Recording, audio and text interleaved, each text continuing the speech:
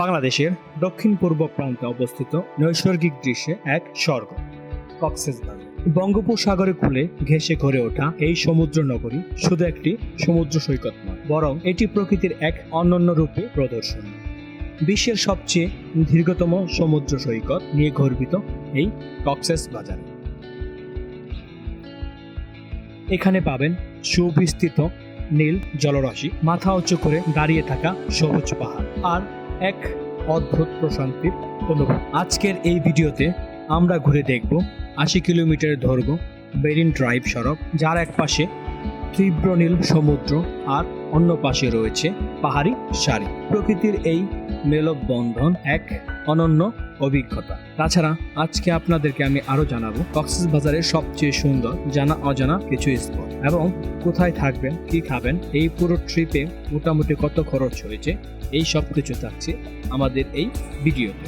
তাহলে চলুন শুরু করি আজকের এই রোমাঞ্চকর ভ্রমণকারী কক্সবাজার পাহাড় আর ভালোবাসার শহর।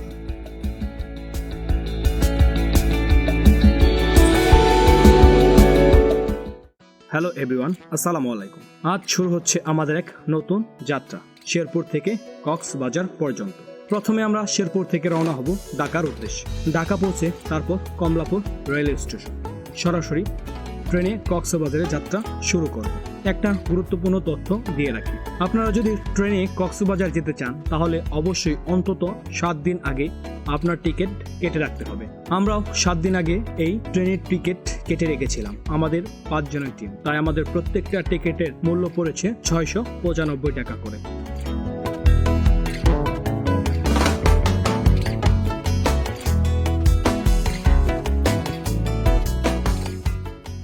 বেশ অনেকটা ট্রেন জার্নির পর আমরা পৌঁছে গেছি কক্সবাজার রেল স্টেশন। এই রেল স্টেশনে আসলে আপনারা অনেক অটো কিংবা সিএনজি রিক্সা পেয়ে যেতে পারেন ডলফিন মোড় যাওয়ার জন্য। আর আমরা এখন একটা অটো রিজার্ভ করে নিলাম ডলফিন মোড় যাওয়ার জন্য। আমরা এখন যে জায়গায় দাঁড়িয়ে আছি এটা হচ্ছে ডলফিন মোড়। আমরা এসেছি এই দিক দিয়ে, আর এই ডলফিন মোড় থেকে আমরা এখন চলে যাব আমাদের বাজেট অনুযায়ী হোটেল রুম খোঁজার জন্য, কারণ আমরা এই কক্সবাজারে 2 দিন রাত্রি যাপন করব। সেই ক্ষেত্রে আমাদের রেঞ্জ অনুযায়ী একটা ভালো হোটেল দরকার।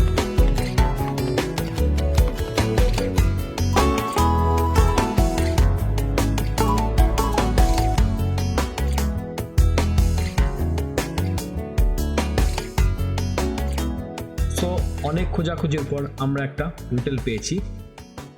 যেহেতু আমরা অফ সিজনে এসেছি, এই হোটেলগুলো সরকারের ছুটির দিনগুলোতে অনেক বেশি দাম থাকে, তাই আমি আপনাদেরকে বলবো কক্সবাজার আসার ক্ষেত্রে অবশ্যই সরকারি ছুটি শুক্র কিংবা শনিবার ব্যতীত আসার চেষ্টা করবেন, তাহলে হয়তো এই রুমগুলো আপনি অনেক কম মূল্যে পেয়ে যেতে পারেন।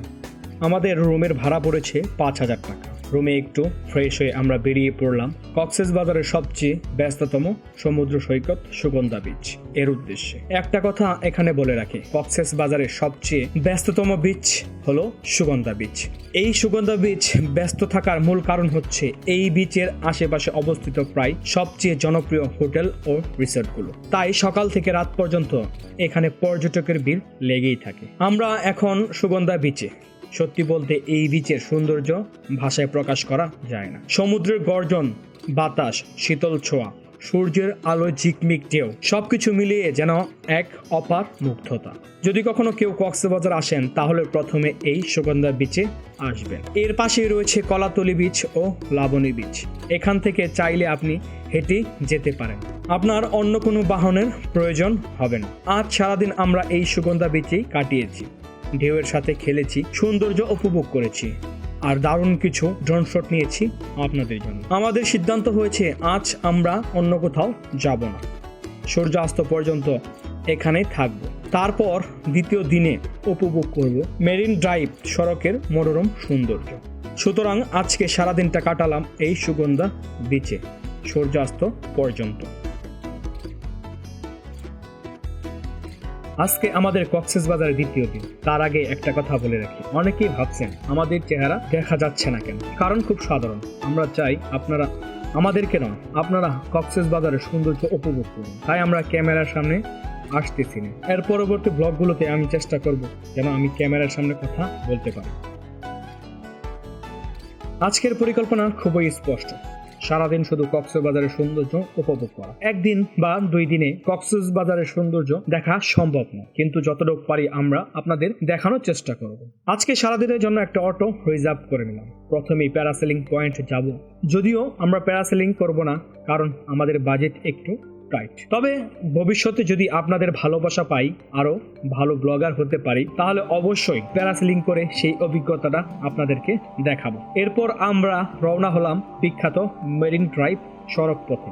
এই সড়ক বাংলাদেশের একটি সুন্দর রাস্তা, প্রকৃতি যেন আঁকা এক জীবন্ত চিত্রকর্ম। আরেকটা কথা বলে রাখি, এই ভিডিওতে আমি হিমছড়ি পাহাড়ের সৌন্দর্য দেখাবো না। আমার পরবর্তী ভিডিওতে আমি হিমছড়ি পাহাড় আর কক্সবাজারের টেকনাফের শেষ প্রান্তে পাহাড়গুলো আপনাদের সামনে উপভোগ করব আরেকটা ভিডিওতে।